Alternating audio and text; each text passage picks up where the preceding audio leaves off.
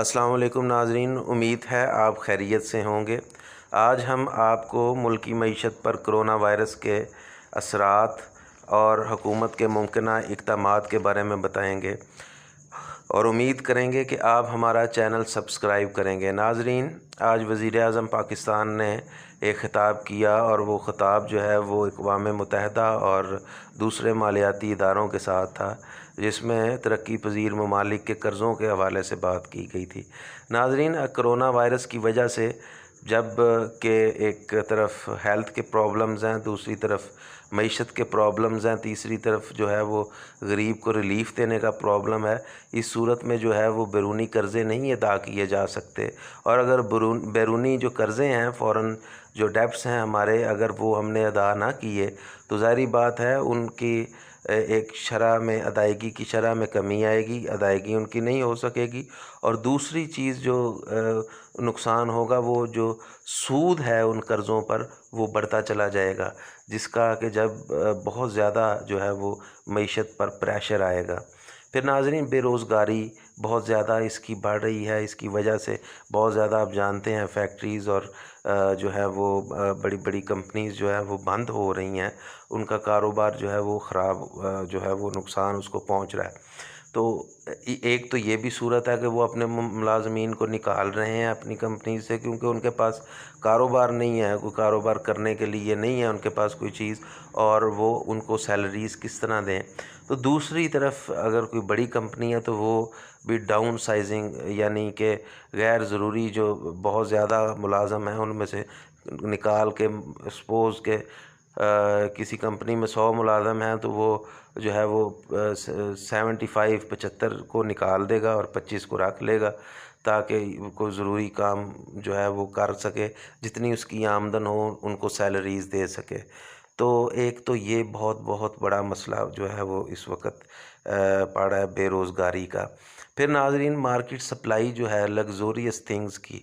وہ بہت زیادہ، اور لیکن جو ہے وہ پرچیزنگ پاور لوگوں میں کم ہے، یعنی کہ اس کو خریدار بہت کم ہے۔ چائنا میں بھی 80% تک جو ہے وہ گاڑیوں کی جو انڈسٹری تھی وہ اس کو نقصان پہنچا تھا، اور اب پاکستان میں کیونکہ جو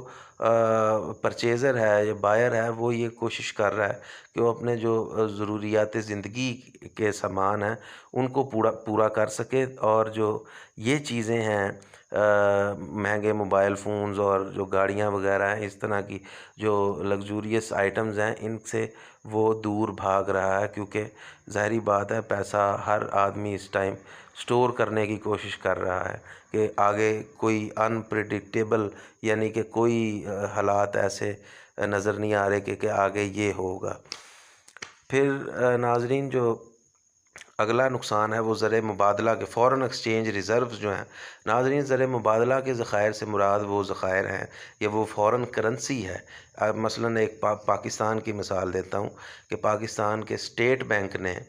جتنے جو ڈالرز رکھے ہیں، ڈالرز میں رقم رکھی ہوئی ہے جو کہ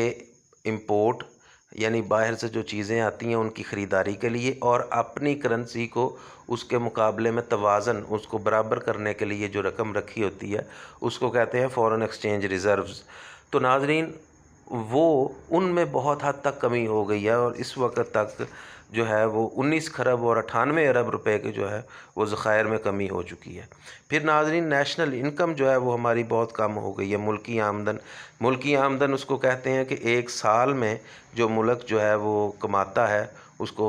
نیشنل انکم، ملکی آمدن کہتے ہیں، اس میں کمی ہو گئی، کاروبار تو ہے نہیں۔ پھر ناظرین، یہ سب چیزیں ہونے کے بعد گورنمنٹ کے پاس پیسہ نہیں آئے گا تو اس کی ریلیف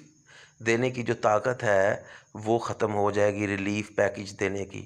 تو پھر ناظرین، ایک اور ٹرم جس کو معیشت کی مضبوطی میں استعمال کرتے ہیں وہ پر کیپیٹا انکم ہے، فی کس آمدنی۔ ناظرین، پورے سال میں جو ملک کماتا ہے اس کو اگر ملک کی پوری آبادی یعنی 100 ارب روپیہ اگر پاکستان نے کمایا ہے تو اس کو 22 ارب پہ اگر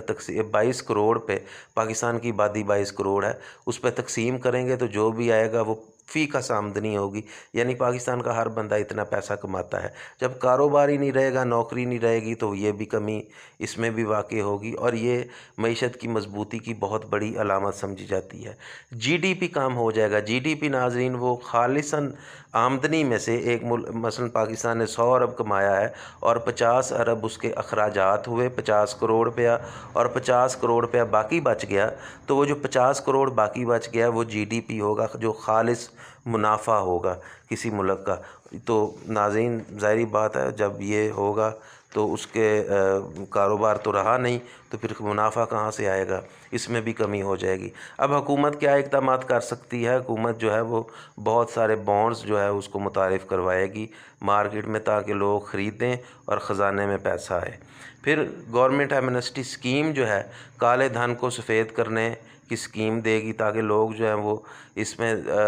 کالا اپنا دھن سفید کر لیں، اور جو ہے وہ حکومت کے پاس بھی ٹیکسز کی مد میں پیسہ آ جائے۔ ناظرین ایک بہت بڑا نقصان یہ بھی ہوگا کہ ایف بی آر اپنے جو ٹیکس محصولات ہیں، یعنی اپنے جو ٹارگیٹس ہیں ان کو مکمل نہیں کر سکے گا۔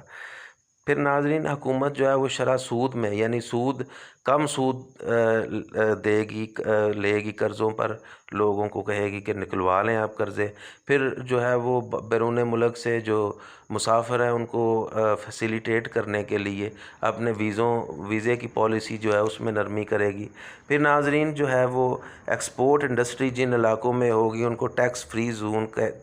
کر دے گی، تاکہ لوگ زیادہ سے زیادہ اپنی جو ہے وہ انڈسٹری لگائیں۔ اس کے علاوہ جو ہے وہ امپورٹ،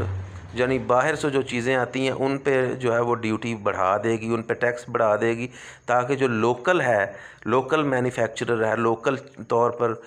یعنی پاکستان میں جو چیزیں بنا رہا ہے اس کو فائدہ ہو، اس لیے وہ باہر سے جو چیزیں آئیں گی